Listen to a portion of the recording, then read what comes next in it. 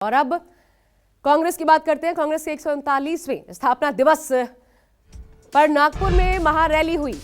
Rally को राहुल गांधी और party अध्यक्ष मल्लिकार्जुन खड़गे ने संबोधित किया। राहुल गांधी ने आरएसएस के गढ़ से संघ और बीजेपी को घेरा। राहुल ने कहा, देश में दो विचारधाराओं की लड़ाई है, विचार और सत्ता की लड़ाई है। राहुल गांधी ने संघ पर हमला बोलते हुए कहा कि आज जो संघ वाले झंडे को सलाम करते हैं, सालों तक इन्होंने झंडे को सैल्यूट नहीं किया।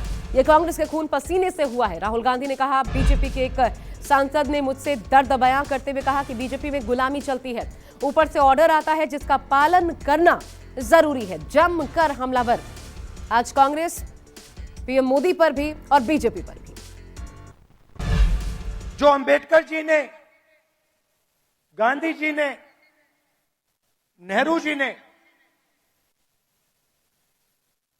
खून पसीना देके बनाया, ये कांग्रेस पार्टी ने दिया है।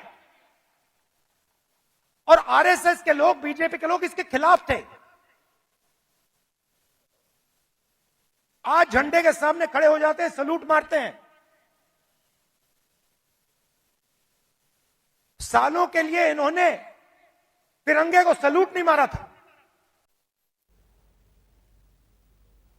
रमन कुमार हमारे साथ, हमारे पॉलिटिकल एडिटर इस वक्त जुड़ रहे हैं इस खबर पर और ज्यादा बातचीत के लिए। रमन, अगर आरएसएस के गढ़ नागपुर में कांग्रेस अपना स्थापना दिवस मनाती है, वो भी ये जो तस्वीरें जो गवाही दे रही हैं कि मेगा एक तरीके से कवरेज मिली है इस पूरी रैली को, और जबरदस्त भारी तादाद में कार्यकर्ता पहुंचे हैं, तो संदेश क्या देने की कोशिश कांग्रेस की तरफ से? देखिए, कांग्रेस पार्टी ने साफ तौर पे ये कहा था कि हैं तैयार हम 2024 लोकसभा चुनाव को लेकर। कांग्रेस पार्टी ने संदेश देने की कोशिश की कि आरएसएस के गढ़ से ये रैली करके कांग्रेस पार्टी ने संदेश देने की कोशिश की कि हैं तैयार हम 2024 के लोकसभा चुनाव को लेकर। और उससे पहले जितनी भी चुनौतियां आएंगी, उस चुनौतियों का सामना करना जरूरी है। और खास तौर पर राहुल गांधी ने कहा कि कार्यकर्ताओं से कहा कि आप बब्बर शेर हो, किसी से डरना नहीं। मल्लिकार्जुन खड़गे ने भी कहा कि आपको किसी से डरने की जरूरत नहीं है।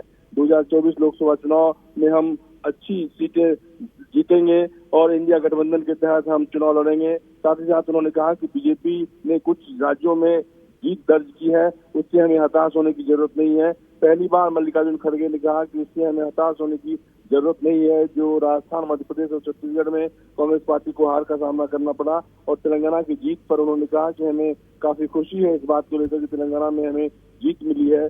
लेकिन सबसे बड़ी बात यह है कि चुनौती कांग्रेस पार्टी के सामने इस बात को लेकर है कि अभी तक इंडिया अलायंस में जो सीटों का बंटवारा है वो नहीं हो पाया है, और वो सीटों का बंटवारा कैसे होगा इसको लेकर अभी साफ तौर पर कुछ भी सामने नहीं आ पाया है।